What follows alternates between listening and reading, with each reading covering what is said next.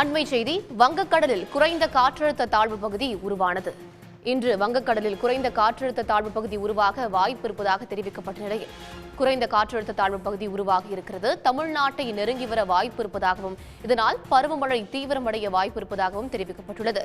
வங்கக்கடலில் குறைந்த காற்றழுத்த தாழ்வு பகுதி உருவாகியுள்ளது. இதனையடுத்து தமிழகத்தில் வடகிழக்கு பருவமழை தீவிரமடையும் என்று தெரிவிக்கப்பட்டுள்ளது. தமிழ்நாட்டை நெருங்கி வர வாய்ப்பு இருப்பதாகவும் தமிழ்நாட்டில் பருவமழை மிக தீவிரமடைய வாய்ப்பு இருப்பதாகவும் தெரிவிக்கப்பட்டுள்ளது. அண்மை செய்தியாக பார்த்து வருகிறோம். வடகிழக்கு பருவமழை காலம் முதல் காற்றழுத்த தாழ்வு பகுதி இதுவாகும். வங்கக்கடலில் குறைந்த காற்றழுத்த தாழ்வு பகுதி உருவாகியுள்ளது.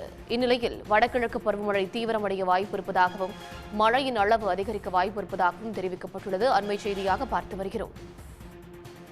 இது பற்றிய கூடுதல் தகவல்களை வழங்குகிறார் செய்தியாளர் ஸ்ரீதர். ஸ்ரீதர், விரிவான தகவல். தெற்கு அந்தமான் கடல் மற்றும் அதனை ஒட்டிய தென்கிழக்கு வங்கக்கடல் பகுதிகளில் நிலவிய வளிமண்டல மேலடுக்கு சுழற்சி காரணமாக தென்மேற்கு வங்கக்கடல் பகுதிகளில் இன்று காலை குறைந்த காற்றழுத்த தாழ்வு பகுதி ஒன்று உருவாகி இருப்பதாக இந்திய வானிலை ஆய்வு மையம் அதிகாரப்பூர்வ அறிவிப்பை வெளியிட்டுள்ளது.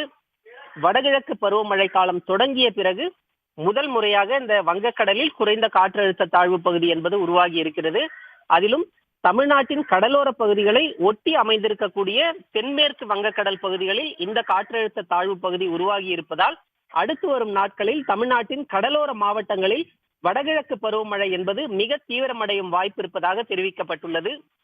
இந்த குறைந்த காற்றழுத்த தாழ்வு பகுதி அடுத்த 36 மணி நேரத்தில் மேற்கு வடமேற்கு திசையில் தமிழ்நாட்டின் கடலோர பகுதிகளை நோக்கி நகர்ந்து தென்மேற்கு மற்றும் அதனை ஒட்டிய மத்திய மேற்கு வங்கக்கடல் பகுதிகளில் காற்றழுத்த தாழ்வு மண்டலமாக வலுவடையக்கூடும் என தெரிவிக்கப்பட்டுள்ளது.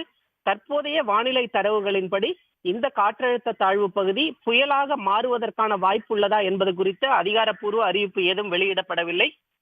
காற்றழுத்த தாழ்வு மண்டலமாக வலுப்பெறுவதற்கான சாத்தியக்கூறுகள் இருப்பதாக வானிலை ஆய்வு மையம் தெரிவித்துள்ளது. இதே போன்று அரபிக்கடலிலும் மற்றொரு ஆழ்ந்த காற்றழுத்த தாழ்வு பகுதி ஒன்று மையம் கொண்டுள்ளது. விவரங்களுக்கு நன்றி ஸ்ரீதர்.